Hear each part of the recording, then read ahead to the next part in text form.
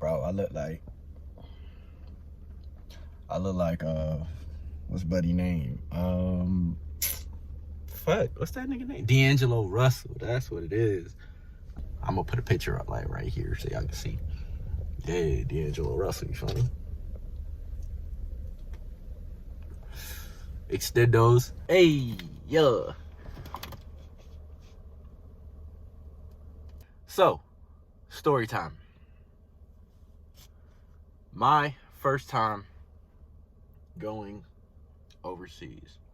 If you didn't know, back in 2012, I was on active duty in the Marine Corps. I am a veteran now. Yes, sir. Shouts out to the vets. But my first duty station out of training was Okinawa, Japan. On like a personal level or some shit, because I don't think I've said it on my channel. But if you know me, I'm from Jamaica. I'm from an island, so it's not like I haven't been out of the country, but I was a lot younger when I took my first trip overseas, you feel me?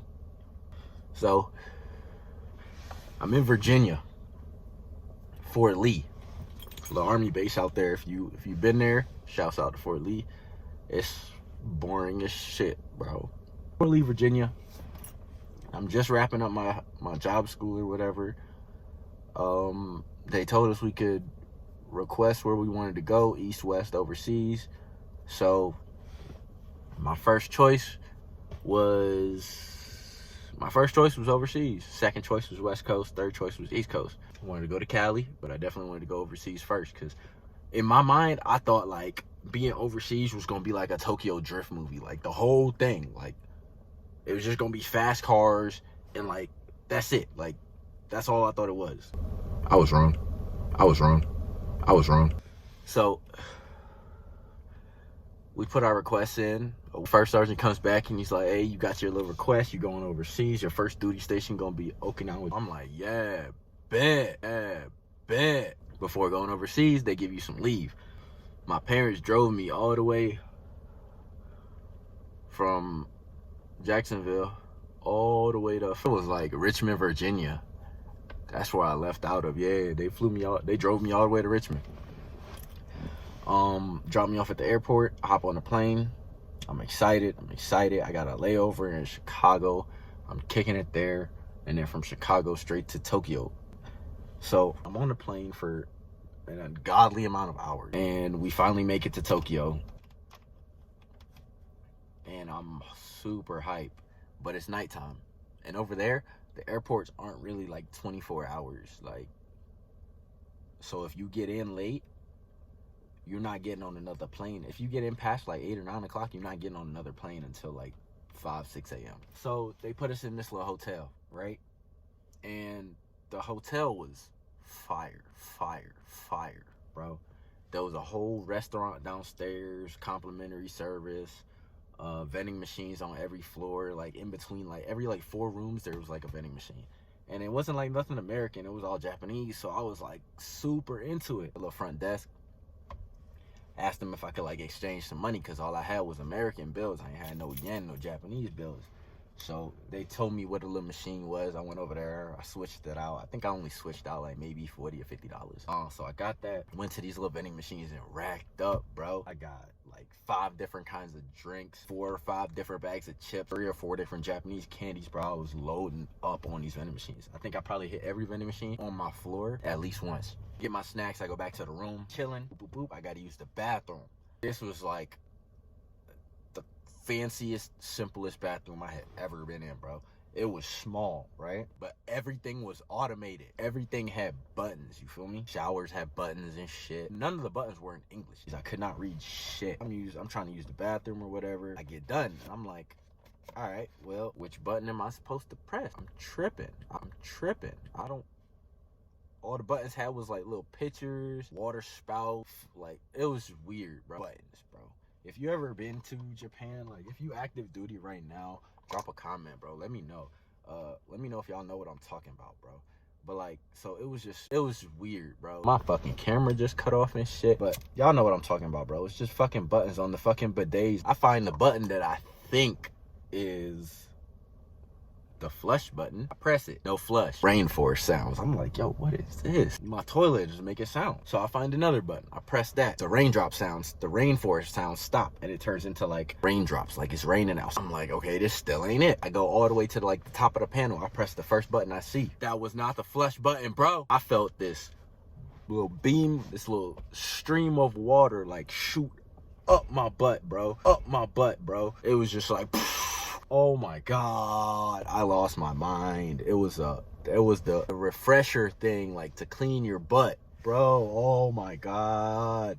That was the most uncomfortable 3 seconds of my life. You don't understand. You don't understand. It caught me so off guard. Immediately, my soul just went cold. Like, it was not warm water. It was freezing cold water. Like, sub-zero water, bro, and it shot straight up my butthole. Oh my God, it was terrible. But next to it was the flush button. I found that out after I jumped up off the toilet, pulled my pants up so fast, and I ran out the bathroom. I realized I didn't run back in and wash my hands, and oh my God, bro, it scared the fuck out of me. It threw me off. I did not like it. I was not with it. If you have ever used a bidet, bro, I want to know your experience, like your first time using it. I want to know what happened. Like, tell me. I mean, you don't got to give me all the details, but just tell me how you felt about it, bro. Because I was baffled. Like, that shit was not okay with me. I was uncomfortable. So I got out the bathroom, ate my snacks or whatever, tried to find something on TV. Everything was in Japanese. I ended up finding some anime, so I watched that until I fell out. Woke up really early the next morning, got breakfast. Some of the other people that were traveling to the island, as far as military personnel, we all just went out and got breakfast or whatever. It was time to go hop back onto the plane. So we get on the bus. It takes us to the airport. I'm taking pictures or whatever, snapping. I'm like, oh my God, I'm in Japan. Fanboy as hell right now. So I take these pictures or whatever. I'm going. And we get to the airport. I get all checked in. I kind of just have to maneuver my way around until I figure out where I need to be. I get there, sit, wait. Finally hop on the plane to Okinawa, if you don't know what I'm talking about. If you're watching from there, drop a like, drop a comment, bro. Let me know. I fucks with all my military people, so let me know. So, hop on the plane. I think it's like a 3-hour flight to Okinawa from where we were, which was Tokyo. We get there, hop off the plane. Again, I don't know what I'm doing, don't know where I'm going. Everything's foreign, everything's in a different language. I can't read it. I end up making my way to the baggage claim. I figure out which plane is mine just because of the people. Like, I just found familiar faces. Again, I said there was military personnel, so I found those guys. And we all got our bags and made our way to the outside of the airport. At the time, I had family in Japan. My uncle was stationed there and my aunt was stationed there. I wasn't completely in the dark. My uncle was supposed to be picking me up from the airport. I just went to the front of the airport just like you would do in America. Not what you're supposed to do. Not what you're supposed to do at all. I was standing there for like a good hour. He said he was like inside for like an hour, bro. We got lost and miscommunicated. And I missed the bus that was supposed to take all the military personnel to the base or whatever. I missed that bus, so I basically had no way to get from point A to point B without finding my uncle. I had no way to communicate with him because my phone didn't work in Japan. Roaming, nothing. My phone just was not working. So I was just kind of stuck. So I just retraced my steps. I went back into the airport and I just started walking around baggage claim for about another 10-15 minutes, and I finally found him. Link up, hug. It's been a while. We're excited, we're happy. We go out to eat. Takes me to this like Japanese restaurant. It wasn't even like a restaurant, it was just like a place in, I guess what you would call a mall. I almost burnt myself, bro. Took me there, we ate, got some real Japanese food for the first time, and it was delicious. It was cool. I was super happy and super excited to be there. So he ended up taking me to see my aunt. He dropped me off at the base. There I got processed in and my life in Japan started, man. That's about it, bro. But that was like my first experience in Japan. It was crazy. It was a good time. Since that point, I haven't used a bidet. I haven't had any desire to get near anyone, see any of them. And again, I spent 3 years in Japan. There were a lot of them. I can't do it. I don't know how the European people do it. I can't do it. I'm sorry. It's just not me. But that's the end of the video. If you watched all the way to the end, thank you so much. Go ahead and subscribe right now. Join the family. Join Kick Gang, Kick Mafia, man. As I said, that's the end of the video. Make sure you subscribe to the channel. Drop a like. Comment down below. Tell me what I should do next. Tell me what videos you guys want to see. I'm always down for I love like engaging in the comments and stuff. Like, I really be in that. So just let me know, man. That's the end of the video. Catch me in the next one.